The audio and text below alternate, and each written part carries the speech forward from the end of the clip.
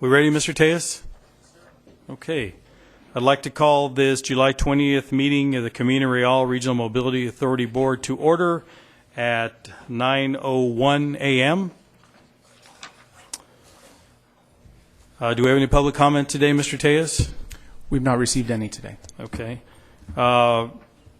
Next item on the agenda is adoption of minutes for the CRRMA board meeting of June 10th, 2015. Hope members of the board have had a chance to review the minutes. If so, I'll accept a motion to approve. Move to approve. Second. All in favor? Aye. Item 4 is discussion and action on a board resolution authorizing the executive director to execute an agreement for general consulting civil engineering services with Atkins North America pursuant to the procurement process utilized to select a general engineering consultant. I did it without a breath. Okay. Well done. Mr. Tejas? Raymond Tejas, Executive Director of the Camino Real Regional Mobility Authority. So this item before you is the final step that concludes a procurement that we completed in this last year.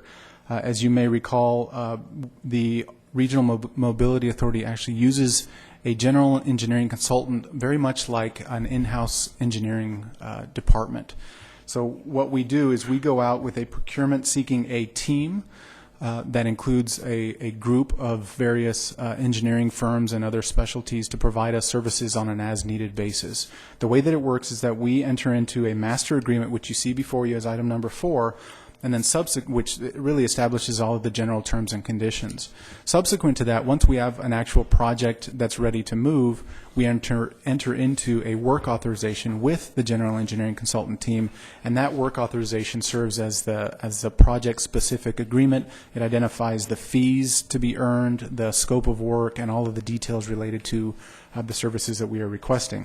So, because we went through a new procurement process and ended up, so the board ended up selecting the same general engineering consultant team, which is led by Atkins North America, Inc. Before you today is the draft agreement, and subject to your questions, I ask or I recommend approval of this item. Are there any questions on this item, members of the board? Move. Second. All in favor? Aye. Okay, item 5 is presentation, discussion, and action on a board resolution authorizing the executive director to advertise a construction letting for the Mission Ridge Arterial 1 roadway project. Mr. Tejas.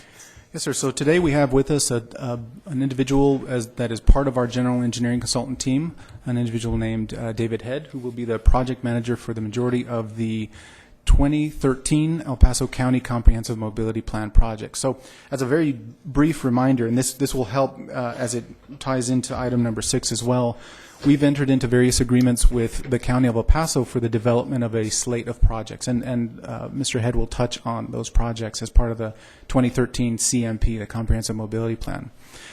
Each of those projects we're doing different things for. This particular project, formerly known as Arterial 1, now known as Mission Ridge Boulevard, the RMA will actually be managing the construction of the project. And as you'll recall, and I'm stealing a little bit of Mr. Head's thunder, but as you'll recall, through the various agreements with the County of El Paso, the county actually implemented a vehicle registration fee that was imposed on all new vehicle registrations. That fee then is assigned to the Regional Mobility Authority. The RMA then went out using that pledge and issued a bond issuance of $72 million. We're using that $72 million to construct certain projects, to design and construct other projects. So specifically, item number 5 is to talk about the construction letting for the Mission Ridge Boulevard. So with that, I'll ask Mr. Head to give us details on the particular project, and then he'll turn it back to me and I'll ask for some board action. Good morning, David Head with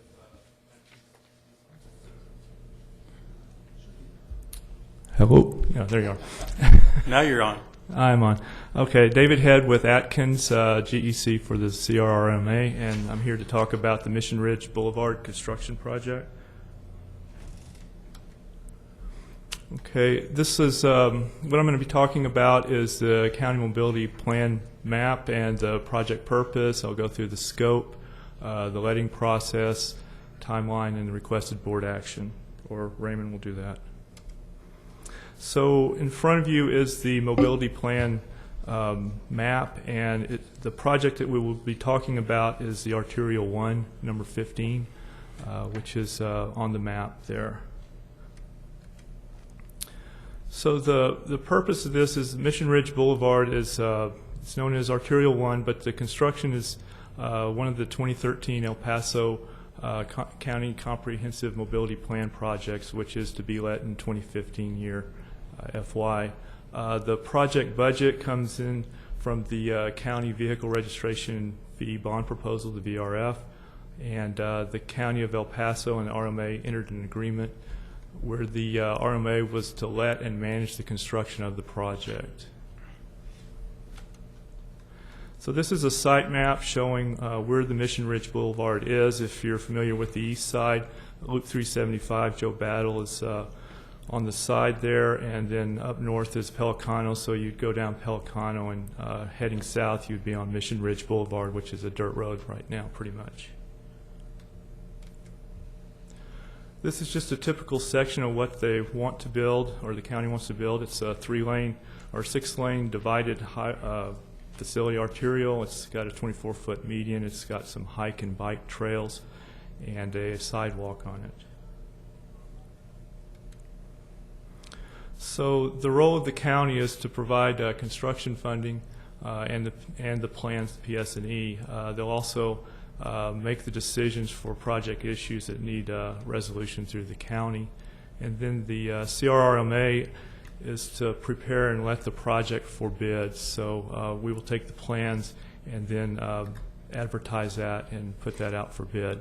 Also, we'll provide the construction management services, which is the testing, inspection, and all the record keeping and reimbursement to the contractor.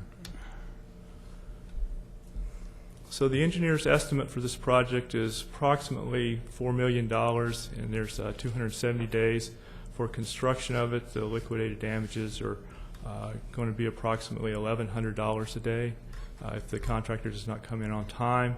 This is a 1-mile section. It's, like I said, a 6-lane divided arterial with 24-foot median.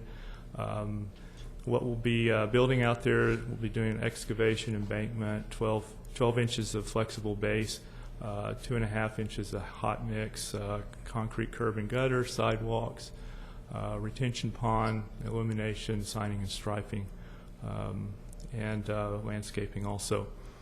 So with this, the El Paso water utility work was planned and was going to install a line underneath part of that roadway, and we're moving forward to see if we can accommodate putting those two things into one contract, or to do the building together and keep the letting date the same.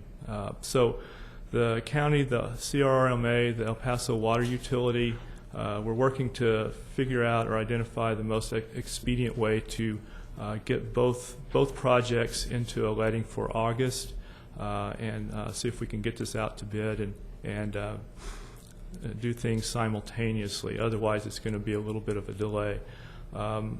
So the option is the RMA will let the project with a separate bid package for the El Paso water utility work. That's one of the options we're thinking of at this time. But there could be a delay in the letting of this project if that won't, if something like the El Paso water utility, their plans aren't exactly ready to go. That was going to be my question, Mr. Head. Are they ready to go? They said they were. We met with them on Friday, and they had a few sheets they needed to revise, but they think that they're ready. And then there's the agreements that will have to happen between the RMA and the water utility. So I think that can move forward. But we're working through the issues, but I'm optimistic that we can get both projects to let in August. And if I could touch on that as well, I think that's a really important point, and that's why we kind of highlighted it. The ideal situation is that we roll both projects into a single project, because the line that they want to run would actually be under the Arterial 1 roadway. So it makes a lot of sense that rather than us standing back and waiting, we roll it into a singular project. So we're hopeful we can do it, but as Mr. Head mentioned, we've just met with them fairly recently. We think they're pretty close. They were talking about letting in mid-August as well. So if we can combine the packages, then it'll make a lot of sense for both of us. But so, and we kind of went, Mr. Head and I went back and forth on whether or not we should bring this to you. But the idea was, well, let's bring it, and hopefully everything works out. If it doesn't, we'll be back to you in August, and we'll explain what happened. Thank you. So with the process that we've got outlined, the letting process and the timeline would be that from on August 12th, we'd like to advertise for bid, and it'd be for a 2-week period. We're going to be doing the low bid process for this, so we'll take bids and then we'll determine the lowest bidder. It'll be posted on the CRRMA website, in the local newspaper, and provided to the trade groups. We would have a pre-bid meeting that hasn't been determined when that would be yet, but we will have one, and then contract documents, bid proposal would be distributed to the interested bidders. Then any addenda would be issued in those 2 weeks from August 12th to 26th, and then on August 27th we'd take bids before 2 p.m. and then at 2 p.m. we would open bids for that and determine what who the apparent low bidder would be, and then of course we would come back in September with a recommendation of contract award for that. So that's kind of the timeline that we would be doing. So I'll turn it back to Raymond. So at this point, and subject to your question, we would ask for a motion to authorize the RMA to advertise the letting of this particular project. And of course, if anything happens, I'll keep you posted by email. Then eventually at the next available board meeting, I'll brief you fully. Second. All in favor? Aye. Okay. Not asking for discussion since there's only 3 of us here. Thank you, Mr. Head. Okay, item 6, presentation, discussion, and action on board resolutions to authorize the executive director to execute the following instruments as they relate to projects from the 2013 El Paso County Comprehensive Mobility Plan.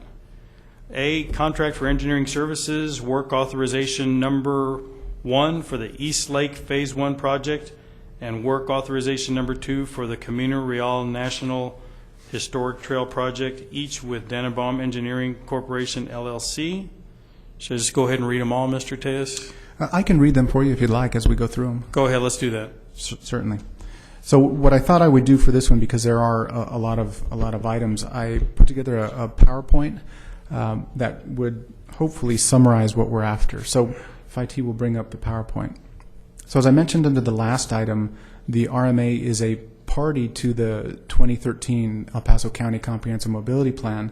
And as I also mentioned, the RMA does different things for different projects. In the last project, Mission Ridge Boulevard, we were actually already at the construction because the county, through their own independent firm, completed the design.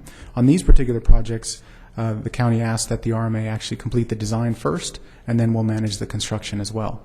So what you see before you is actually the result of a procurement process that you all are familiar with, the expedited selection process that we used. So I'll get into all of that in a little more detail here in a second. So again, these projects are part of the 2013 El Paso County Comprehensive Mobility Plan. As I mentioned also, this is the way that we arrived at the 4 firms that are identified is through the expedited selection process for professional engineering services. That's that pre-qualified shortlist that we utilize and that we have posted online that's open still today. So back in January of 15, the pre-qualified list was updated. In fact, we went out to the pre-qualified list and actually all of the engineering community. We let them know that we would be using the pre-qualified list to identify firms for what we were defining as the indefinite deliverable contract, RFP. So we updated in January 2015. Once we had updated that list, then we actually released the request for proposals for the IDC process. And the intent, as was noted in the RFP, was that at least at the outset, we would use the firms selected through that process to begin awarding design contracts for the 2013 CMP projects. So by February, we had a selection committee as part of that RFP process. They recommended rankings to the board. In March, the RMA board selected 4 firms for the IDC agreements and then authorized us to negotiate. So between April and today, we have negotiated the design agreements that you see before you. And hopefully today, the board will authorize execution of those design agreements. As a reminder, the RMA board ranked the IDC firms that were selected and ranked them in the following order: Dannenbaum Engineering Company, El Paso LLC, CEA Engineering Group, Inc., Hewitt Zollers, Inc., and AECOM. So the idea then was, as the projects come up, we would utilize the ranking system that we identified. So the first project ready goes to Dannenbaum, second to CEA, third to Hewitt Zollers, fourth to AECOM, fifth then back to Dannenbaum, and we'll continue to use the ranking system like that. This is the structure that we're utilizing, and it'll sound familiar because it's the exact same one that we talked about under the GEC contract.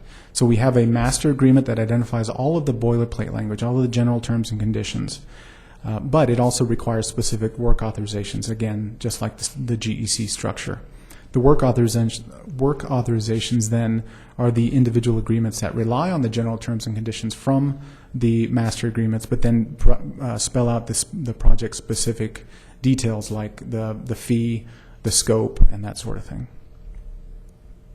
So these are each of the individual firms and the agreements that we're asking for authorization to enter into. So Dannenbaum Engineering Company, El Paso LLC, we're asking for authorization to execute a master agreement and work authorization number 1. So number 1 is for Eastlake Boulevard Phase 1. This is a widening from 4 to 6 lanes from I-10 to Darrington Road. Includes lighting, drainage, and signalization, among other amenities. I should mention, too, and I should have mentioned this under the last item, we have an individual from the County Public Works Department, should you be interested in talking to the county about their involvement. Now, of course, we've been keeping them updated. We have meetings with not only the county but the Texas Department of Transportation every 2 weeks to discuss our progress, everybody's progress on the 2013 CMP, at which time we also delve into the details of the individual projects to identify where the RMA is, what we need, and what's next.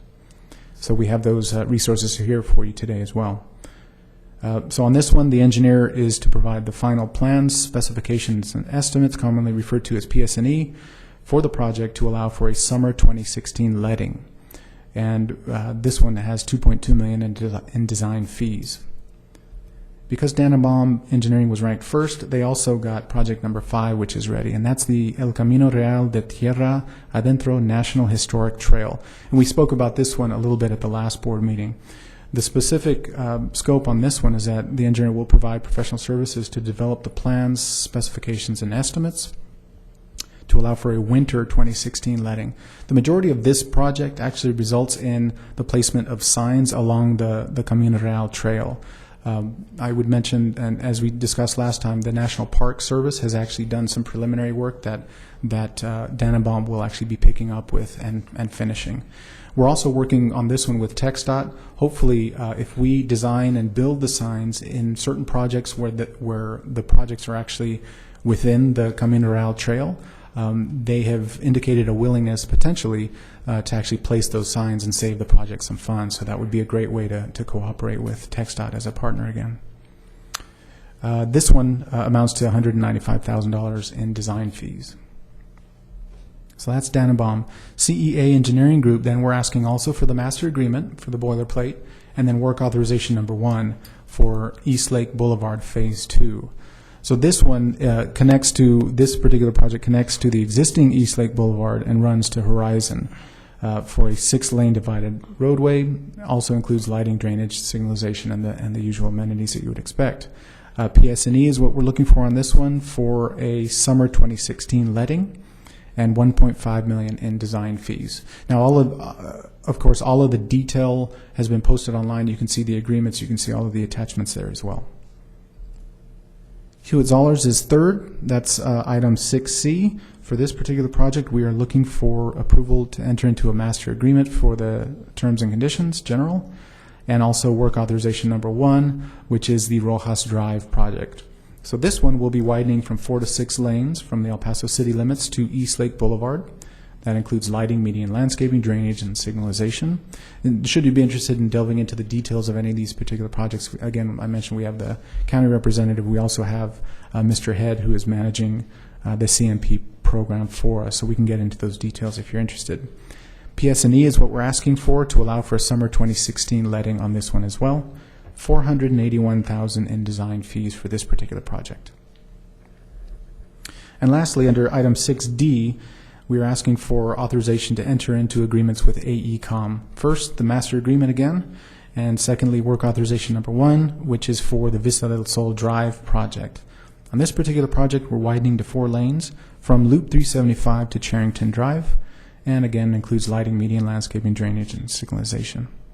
Asking for PS&E to allow for a summer 2016 letting. $425,000 in design fees for this particular project. So, the requested board action that we're looking for is actually a motion to approve the board resolutions to authorize the executive director to execute the contracts for engineering services, that's the master agreement, and the individual work authorizations, the work authorizations identified in this presentation for the development of design work for various 2013 El Paso County Comprehensive Mobility Plan projects. And I think that covers them all. So subject to your questions, I would recommend approval of all of these items under item 6. Are there any questions from the board? Just one. I assume everyone's, again, I'm not an engineer, but you have an engineering firm doing the East Lake Phase 1 project and another firm doing the East Lake Phase 2 project. I mean, there's a coordination that needs to happen between those two firms, and I assume either our GEC will do that, or how is that going to work, that you have 2 different firms doing? Yes, ma'am. So normally when you have projects overlapping like that, and in fact we're seeing that with the streetcar project and others that we've dealt with, and it's actually, it turns out to be more common than you would think. You require the design firms that we're bringing on board to do certain coordination efforts, but on top of that, we also, as you mentioned, we have the general engineering consultant which we have under contract through a work authorization to do the oversight of the entire CMP program. So the 2 of them together work together to make sure that it's all coordinated. Okay, thank you. Move to approve. Second. All in favor? Aye. Motion passes. It's a good presentation, Mr. Tejas. Number 7, discussion and action on a board resolution to authorize the executive director to execute change order number 6 as it relates to an agreement for toll system integration and maintenance with Snyder Electric Mobility NA Incorporated, formerly known as Telvent USA LLC, for toll collection system enhancements at the Tornillo Guadalupe Port of Entry. Thank you. So on this one, as you'll recall, we use a group that used to be known as Telvent. They've recently assigned their agreement to Schneider Electric Mobility NA. They serve as our toll system integrator. So what that means is they'll do everything from planning, design, installation, and operation of the toll system that we utilize. Going back in time, you'll recall that the RMA entered into an agreement with the County of El Paso whereby we agreed to use our integrator to plan, design, and install their toll collection system at the Tornillo Guadalupe Port of Entry. Subsequent to that, we've also entered into agreement with the county whereby the RMA would actually operate that system that we installed for them using, again, Schneider. What you see under item 7 is a new change order where we are actually increasing the scope for the Tornillo Guadalupe Port of Entry toll collection system to enhance the system to actually allow for the collection of commercial rates, and that's what this change order is all about. This change order was requested, reviewed, and approved by the County Public Works Department. It's within the budget that we had established for this particular project.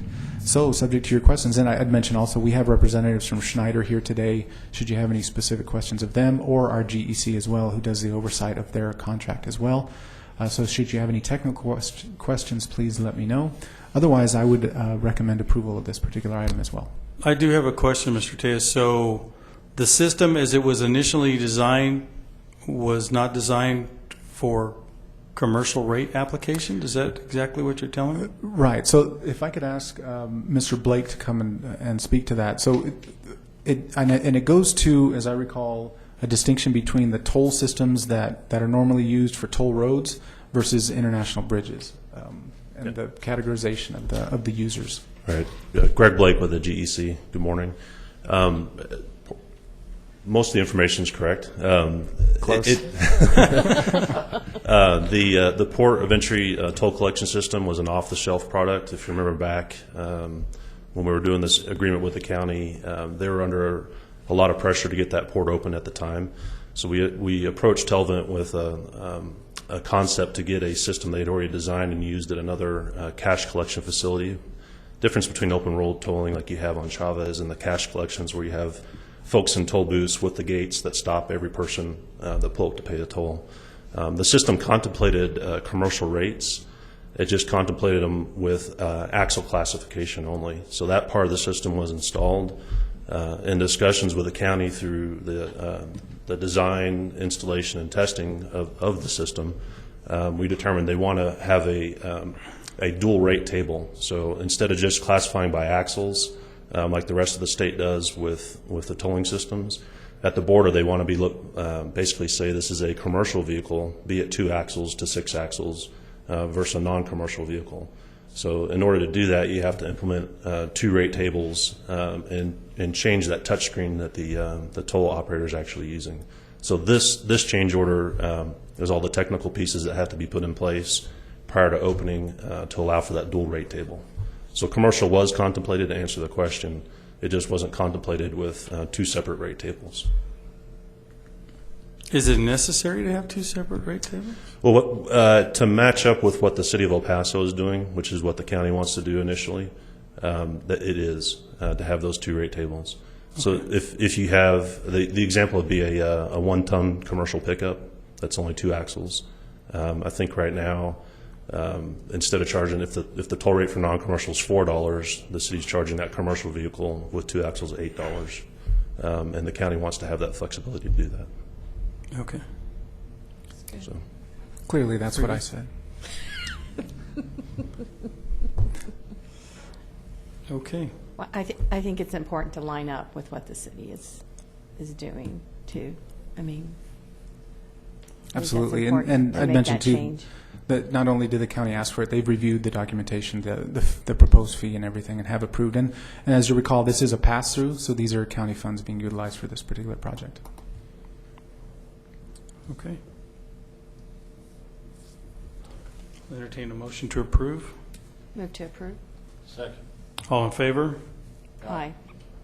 Okay. Item number 8, discussion and action on a board resolution regarding an advance funding agreement with the Texas Department of Transportation for the FM 380 Manuel F. Aguilera project.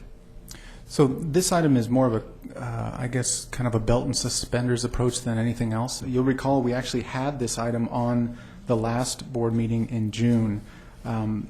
So let me tell you what happened. What this particular project, and this actually incidentally is another 2013 County Comprehensive Mobility Plan project as well. For this particular project, the RMA's role is through the vehicle registration fee bond issuance. We are to utilize the funding for this particular project and actually provide it to TxDOT so TxDOT can complete the construction of this particular project. Now, of course, in order to transfer those funds from the RMA to TxDOT, we needed an agreement whereby we would transfer, and they would outline certain responsibilities that they would have in use of those funds. The original agreement that I brought to you last month was provided by TxDOT. We tweaked it to add certain provisions that the County of El Paso required. For example, they wanted access to the site periodically to make sure that TxDOT was doing what they said they were going to do, the ability to audit records, and the normal things that you would expect when you are transferring funds over to another agency, in this case almost $20 million. So they were provisions that were built into the contract. Subsequent to the approval here, TxDOT decided that they needed to use a different form of agreement. Now, the way that TxDOT contracts, at least in these particular areas, is through a division called Office of Contract Services, I believe, something like that. And anyhow, they use templates. They use forms for all of their agreements. The form that they utilized first was a volunteer agreement, is how they referred to it. It's essentially an advanced funding agreement. But because of those provisions that we added related to the county being involved, TxDOT was no longer comfortable using that voluntary agreement. However, when you look at the template that we've used here, which is this straight up what they refer to as a long form advanced funding agreement, they're essentially the same agreements. There's a lot more language in the long form, as you would imagine, But beyond that, the long form is, you'll notice each of the provisions that they've added, most of them they've added not applicable after the caption. So it's a curious thing. It's I think a unique thing to TxDOT and their contracting provisions. But ultimately, the core concept of the voluntary agreement is found in the long form agreement as well. So I felt that it was substantially the same, so I went ahead and signed it. And the reason for that is that they were getting ready to let the project, and they could not let the project without having an agreement in place for the funds. I felt that the resolution that was executed last month provided the authority to actually sign the long form. So again, this is belt and suspenders. One, to make sure that you understood what happened, that the short form volunteer agreement was not actually executed. The long form was used, but they are in substantially the same form. So subject to your questions, I'm asking for approval of this resolution, which in effect ratifies the execution of that agreement and provided the $20 million to TxDOT so that they could let the project. Any questions from the board? A motion, please. Second. All in favor? Aye. Thank you for that explanation. Number 9 is discussion and action on a board resolution adopting the CRRMA's investment policy to incorporate the City of El Paso's recently adopted investment policy as the city serves as the fiscal agent to the CRRMA. So as noted in the caption, the City of El Paso serves as the fiscal agent for the City of El Paso. So in effect, what we do each year is we adopt the investment policy that the City of El Paso adopts. The City of El Paso most recently adopted this investment policy on June 16th, just last month, after our last board meeting. So that's why you're seeing this before you today. What we also do, and this is a format that we've developed with bond counsel and financial advisor review, we adopt the City of El Paso's investment policy, but then through the resolution that adopts the policy, we actually make certain specific revisions to it, including references to guaranteed investment contracts and other unique items that the Regional Mobility Authority utilizes in its debt structures.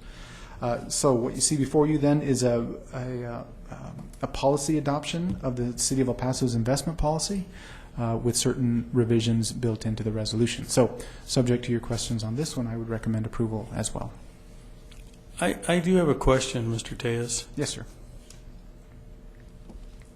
Why would we have to follow their investment policy? Because I'm not saying I'm not in favor of it. I'm just asking why ours has to mirror theirs. The bottom line answer is that because our accounts are held by the City of El Paso, they utilize their investment policy to drive how our funds are invested. Okay. So that's the long and short of it. Now, I would mention too, we have other investments through trustee accounts. For example, the vehicle registration fees, bond issuance, the State Spur 601 bond issuance. Those are held outside of the City of El Paso. So we utilize, and in fact, actually, that's where you see the guaranteed investment contracts and the tweaks to the City of El Paso's investment policy. Well, that was going to be the second part to my question. Yes, sir. Okay, very good. Entertain a motion to approve. Second. All in favor? Aye. Motion passes. Item 10 is presentation, discussion, and action on the Cesar Chavez Express Toll Lanes Performance Report for the third quarter of fiscal year 2015. So this morning we have with us again Greg Blake, who is part of our general engineering consultant team, and he's going to provide you with the third quarter report.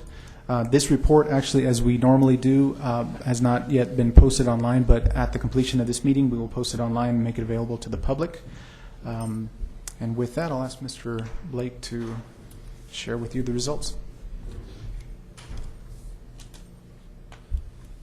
Oh, good morning again. Greg Blake with the GEC. Can I bring up the presentation? Or need to click on it here, Raymond? This one?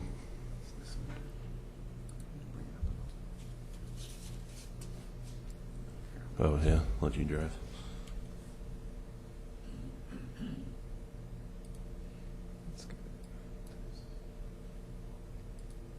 Oh, see. Sorry about that. Yeah, that's all right. Okay. So typically provided by Ron Fagan. Unfortunately, he wasn't available to be out here today, so I will try to fill in for Ron. The first thing I want to talk about before I get into the presentation is we've brought this before you several times through FY14 on a quarterly basis and one update in FY15. We've changed the format based on feedback we had from various board members and from sitting down with Raymond and looking at it, trying to make it a little more succinct. So it's a bit shorter presentation. We've kept most of the same information on the graphs. The one thing we've shifted focus on, previously we were looking at that traffic and revenue report that was done in 2012. But now that you've been under operations for a year, we've got a year of data. So what we're really focusing on is how are the transaction volumes looking compared to the same excuse me, the same period of time as last year. So you'll see that change in the graphs, as well as condensing the information where we can look at one graph and get the same information we were providing in multiple ones last time. So this one should be familiar, the transactions per working day. Again, a little bit changed format though. This data is just telling you each month by month, how many transactions per working day are created in the lanes. The data in purple, that's FY14, in orange is FY15. So the good news here is you've got a good increase in transactions per working day from FY14 to FY15 for the same periods of time. You also notice the same pattern through the beginning of the year, through spring when school's in session. You've got higher transaction volumes. What you don't see here yet in Q4, you'll see the summer months. We do have data for June that we looked at last week, and there is still that drop off from May to June. Again, that's driven by folks not using lanes in the morning time, heading to school. Last year, that was about a 27% drop in transaction volume. This year, we saw about 23%, so a little less significant of a drop. Volume's still higher in June than they were in FY14. So those are good indications that traffic is growing on the managed lanes year over year. Total transactions on this slide. Previously, we had I believe 4 different slides had all this information. So we've condensed it down to show you all the same information on one slide. So hopefully this is a little easier to get the same information. So previously we had a total transaction slide, an AVI transaction slide, pay by mail transaction slide, and the AVI penetration rate. So again, the FY14 is in the purple, FY15 in the gold color. You've got your AVI transactions on the bottom part of each one of those columns and the pay by mail on top. So you can see the split there, as well as the gray and black lines show you the AVI penetration rate. So you look at the bar graph on the right-hand side, that'll tell you the penetration rate for that particular month. The trends here you see in FY14 with that AVI penetration rate. Again, that creeped up in the summertime, but really what happened there, if you look at your AVI customers, they're the ones that are repeat customers, continue to use the lanes, they see value in the lanes, they get a tag. So what drops off in the summertime is your pay-by-mail customers. We didn't see a huge increase in distribution of tags, just a drop-off in the pay-by-mail users. So that shows a penetration increase or a share increase for the AVI. We anticipate you'll see the same trend with that black line as we report next quarter. What else on this one? We added on the top there, again, I said we dropped off the forecast information on month by month, but what we're providing to you here is what was in the TNR, which was by year. Up on the top, you see FY15 total transactions year to date is roughly 360,000. If you look at that same period of time and that forecast that was done, you've got about 396,000. So you're about 8% under on total transactions year to date. Excuse me. But again, that toll and revenue or the traffic and revenue forecast didn't have the seasonality in it. So I think when we report for that next quarter, that 8% might grow to something like 10 or 12% under the total transactions for the fiscal year. Similar to FY14, that's the same data that we've looked at previously. You came in about 11% under the forecast for total transaction volume. The total revenue slide on this one, we had previously a couple slides with the same information. We've condensed it down to this one slide. The one thing that was dropped off here that is not shown is we previously showed you a bar called expected revenue, and that was that's a metric that we still feel is important. We monitor that on a monthly basis just to see, once a transaction is created in the lanes, we expect revenue from that at a certain percentage. So we'll still monitor and track that and make sure, because it points out things, either technology or in the back office, that might be not functioning at 100%. So we monitor that expected, but here what we're focusing on is your revenue collected, so that's what's in the bank, the purple bar, and then what was in the forecast for that quarter. So again, you see a good trend through FY15 with collected revenue exceeding what was forecasted. Now, the reason that occurs when you're below the percentage on transactions and what was expected or forecasted is the pay-by-mail premiums that you have, and also you get some fines and fees collected from folks that are choosing not to pay till later in the violation process. And so it makes up for some of that difference. Again, on the top, you've got the total revenue for FY14, which came in at 4% under forecasted. And then the gross revenue to date in FY15 is about 24% ahead of the forecast. But again, I'll caution that might drop a bit as we go through the summer months. And the summary slide was added. There was some discussion about it's tough to pick out on a month-by-month basis with those bar graphs what exactly those numbers represent. So we've just regurgitated same information here in number format. A couple of notes on here, though. If you look at that AVI penetration rate and try to calculate it off this sheet, you'll get a little bit lower number. The reason that is some of those pay-by-mail transactions are actually AVI account holders, and their tag didn't work in the lane, or they haven't installed the tag yet. So when that license plate goes to the back office, it creates what we call an I-toll.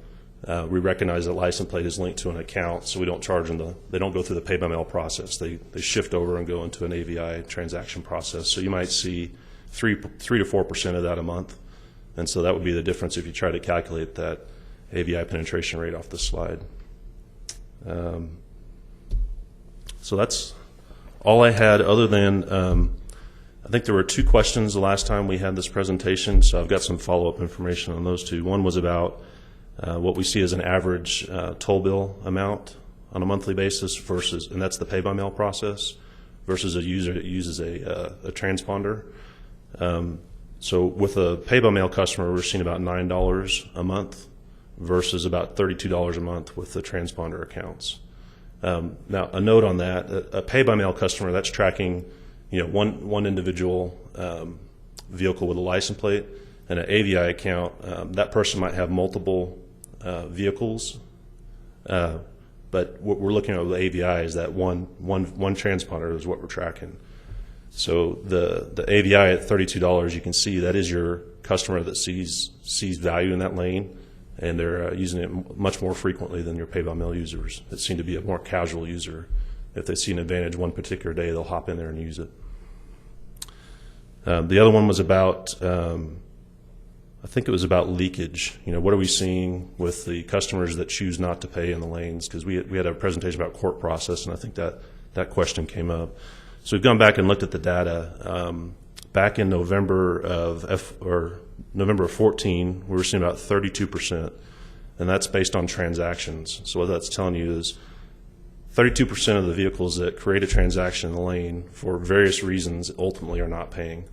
What we're seeing right now through the end of May is about 31%. So there's been a steady decline in that number from FY14 to FY15, and we'll continue to monitor that metric because that'll tell us, what we're doing with the court process. Is that driving that percentage lower, which it should over time, because people see ultimately they have to pay. You can't use this road for free, and there are consequences for not paying. So that should drive that percentage down. Around the state, some folks are doing a little better than that. I think up at NTTA, last time I had numbers on that, there were about 25%. So just to give you a ballpark of where we are here versus some other more mature agencies. And this time I'll answer any questions you have. I do have a question since we're on this. I've been using the road. I'm not I don't have a toll pass, so I'm just using the regular lanes. But I have noticed in the last couple of weeks, and I don't know if anybody has the answers, I've noticed people using the toll lanes for passing lanes. Yeah. So do they get picked up only if there's a camera? If they're in the view of a camera Right. The way for a toll? So if there's not a camera in that stretch or in that particular segment, I was just curious and that question came from my wife. Yeah. Okay. So the way this was designed, it's a toll point. It's not, you don't have cameras every 300, 400 feet. You have basically 2 toll points in each direction. The equipment that creates the transaction are at those locations. And that's why you see the double white lines with the raised profile markings. Right. That's to enforce, that is against the law to cross a double white line.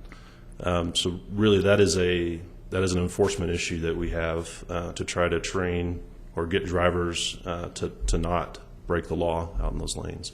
And so we've had several discussions, Raymond and I have, with El Paso PD about getting some more enforcement out in the lanes because we have seen that behavior in the lanes. In fact, we actually have a request and an agreement with the city attorney's office that would allow us to bring in police department officers to sit on the side of the road to start helping with that enforcement process, to beef up presence, if you will, so that folks aren't jumping in and out. Okay, because I don't drive it every day, but I've not noticed it very, very little law enforcement presence on the border highway. And we've heard the same thing, so that's why we're trying to push city attorney's office to get this contract for us. That's not an indictment, that's just an observation, a casual Understood. observation. I'll just add, it's always tough with a managed lane, especially when tolling's new to the area. Folks see that opportunity to use it as a passing lane. That's not unique to this area, but it is an education process and an enforcement process on the back end. So. Well, I had never noticed it before, but I was on at probably a normally busy time. Late in the afternoon is where I noticed the phenomenon, so I had a little note to ask that question. Okay. Thank you. I'll just make a comment. I do like the changes in the report. They're really good. much easier to read, and they give us a lot more information. So thank you for making Okay. those changes. One thing I might change going forward, that summary slide, you notice it's from life to date, so eventually we'll run out of room. We'll talk to you about different formats there, but there's probably an easy way to solve that one and just do a rolling 12-month or a rolling 24-month and drop data as we get further into it. Okay. Thank you, Mr. Blake. Thanks. We need a motion to approve the report, or are we No, just... sir, no action Okay. necessary. Okay, item 11 is presentation, discussion, and action on a report from the CRRMA's General Engineering Consultant Team on its use of local resources. So we're going to ask Mr. Blake to provide this presentation as well. Hello again.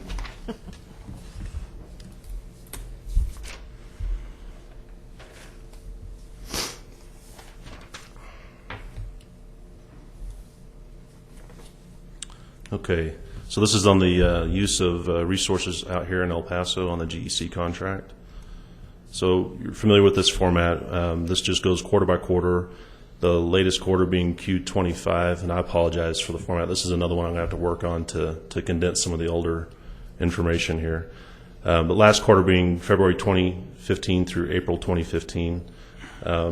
The bottom line on this one is we're still at 49% local versus 51% non-local. And I've mentioned this in the past, but as we roll into these CMP projects, as well as the streetcar project, I see a lot more local utilization of both GEC resources, which we're tracking here, but as well as with the CMP. Raymond brought several motions today to bring on engineering firms, and they have various local consultants on those teams as well.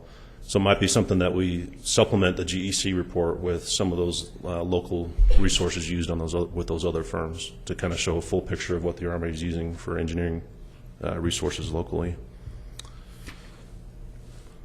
This next slide is just a graphical representation of the same data on the previous slide. So again, the blue being the local resources and the green being the non-local.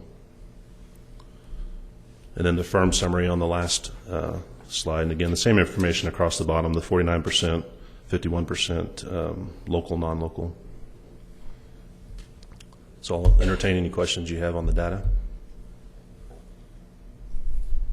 No, I think it's a good report, Mr. Blake. I would caution against mixing the data if we want to create an additional report for those local resources. But our concern and what we've heard was input wanting to see from our general engineering consultant on the work that you directly supervise Okay. and the mix there. So it's just my opinion as a chair, and I don't know if it's shared by the members of the board, that we not mix the data.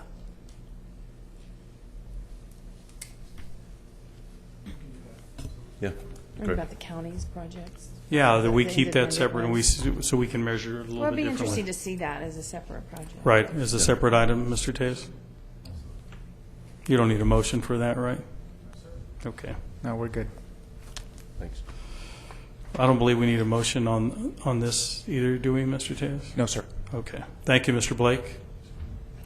Number 12 is presentation of a legislative update on the 84th regular Texas legislative session. So today, for this item, we have with us a couple of individuals from our outside law firm of Locke Lord, Brian Cassidy and Brian O'Reilly. They're going to share with you some details on the transportation items that went before this last Texas legislative session. So with that, I'll ask Mr. Cassidy to brief the board. Thanks. Good morning, Mr. Chairman, board members. Welcome, gentlemen. Glad to be here. With me is Brian O'Reilly, as Raymond said. Brian's one of my colleagues who worked kind of daily on the legislative work that we're going to talk to you a little bit about.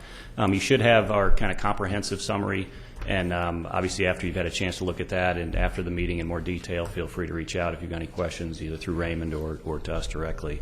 Heading into the session, about the only thing that was certain was that it was going to be very different than prior sessions because we had some significant changes in the statewide elected leadership in the form of the governor and the lieutenant governor, and we also had some significant changes in turnover in the House and the Senate, and some different kind of philosophies, I guess, on transportation funding. There was a wide consensus that we needed to work on increasing transportation funding, but much less consensus on how that got done or how that what the best way to do that would be. And Brian can tell you kind of how that part worked out in just a second, but that was kind of one of the primary themes heading into the session that played out during the session.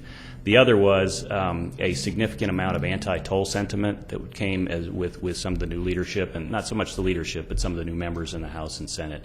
And much of that came from folks in the Metroplex, where there's a significant number of toll roads where they're suffering what some would describe as toll fatigue, where they've got a whole lot more toll roads and toll facilities in that area. So with that came some significant anti-toll sentiment. At the end of the day, the story on that issue is what didn't happen, because really nothing materialized out of that. But it took a lot of time, it took a lot of attention, and it took a lot of the emphasis on some of what got debated during the session was focused on kind of the merits of those sorts of things. So I'm going to let Brian talk a little bit about kind of some of the specifics, and then we'll both be able to answer any questions you might have. Hi, good morning. Brian O'Reilly with Locke Lord. As Brian said, the major theme of the session was funding. What we saw the major bill was SGR 5, which will be on the November ballot this in a few months as Proposition 7. What that does is it provides for two funding sources for transportation, one from general sales tax revenue, which is going to be $2.5 billion, above the first $28 billion that's collected beginning in 2018. And then in 2020, we're going to see the motor vehicle sales tax kick in revenue, and that's going to be 35% of all the revenue that is collected above $5 billion beginning in 2020. And the estimates for that are approximately $2.5 billion in 2018 and approximately $3 billion in 2020. And as with Prop 1 from last session, the funds are restricted for transportation projects, but not for toll projects. So that's the major piece. The other piece, that funding, was the ending of diversions. That's the use of the State Highway Fund for DPS operations. It's going to allow for approximately $600 million per year going forward for transportation projects. So there's some significant funds added, assuming Proposition 7 passes in November. And then a restriction, which Representative Pickett passed this session, was on the Texas Mobility Fund, containing that anti-toll sentiment that you can't use the revenue in the Mobility Fund for tolling. So those are the major funding bills. There were some good oversight bills, HB 20 by Representative Simmons. It was intended as a bridge, I think, until next session for when TxDOT goes through sunset. And what the bill does is going to provide for some significant project selection, project financing criteria that TxDOT has to develop rules on. And it's going to be really important for the RMA to monitor this and be be involved over the interim. And then finally is a bill by Representative Pickett, HB 2612. And what that provides for is a study of what just eliminating tolling in the state will entail. It's going to be interesting to quantify the number of how much money we need to address our transportation needs without tolling. There were some numbers thrown around during session, but no one really had a good idea. And this is going to give everyone a roadmap, I guess, to see what that would look like. That's going to be due in September of next year of 2016. So that's pretty much the high points, I think.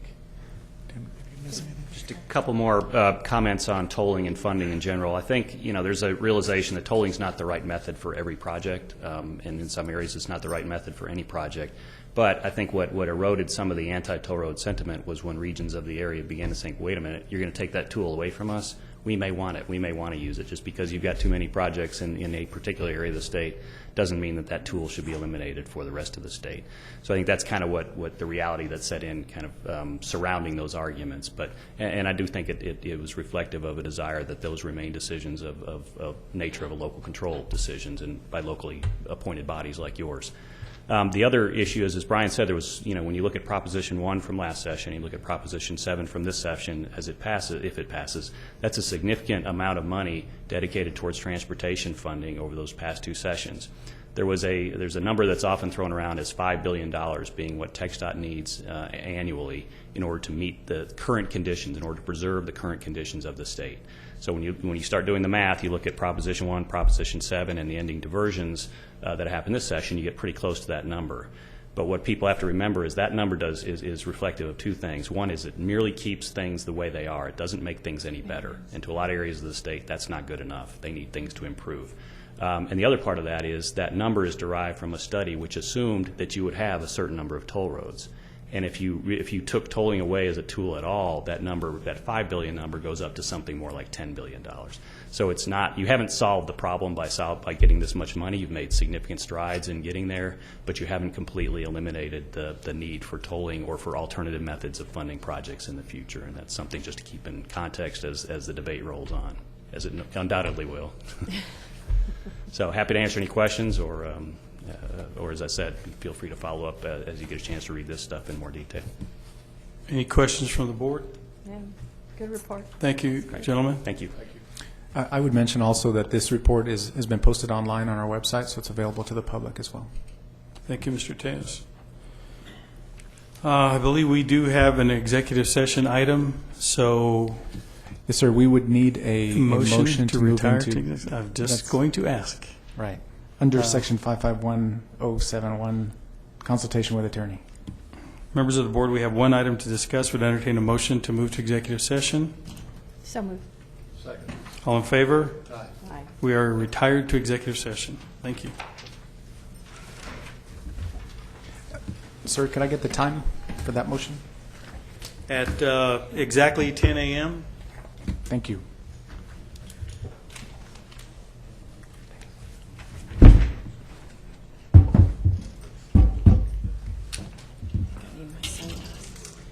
might. I don't think you need that.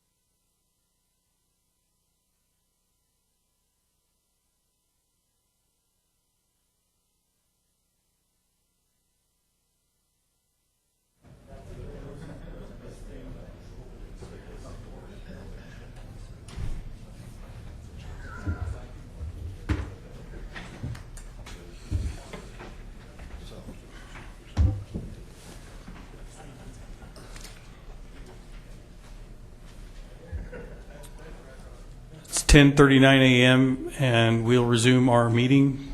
We don't need to vote for that, Mr. Tejas, do we? Believe we do. We had Okay. a motion to move in, so we'll need a motion to come out, please. Okay, motion to resume our regular meeting. Second. All in favor? Aye. Okay, we are back in session. Mr. Chair, if you'd allow me to make a motion, I'd like to direct the CRRMA Vice Chair and staff to meet with Representative Pickett to discuss his request to remove the tolls from the Cesar Chavez Express toll lanes and the associated implications on the RMA system. Second. All in favor? Aye. Motion passes. Thank you, Ms. Melendez. I believe that concludes our agenda for today. Would entertain a motion to adjourn. So moved. Second. All in favor? Aye. This meeting is adjourned at 10:40 a.m. Thank you. Good.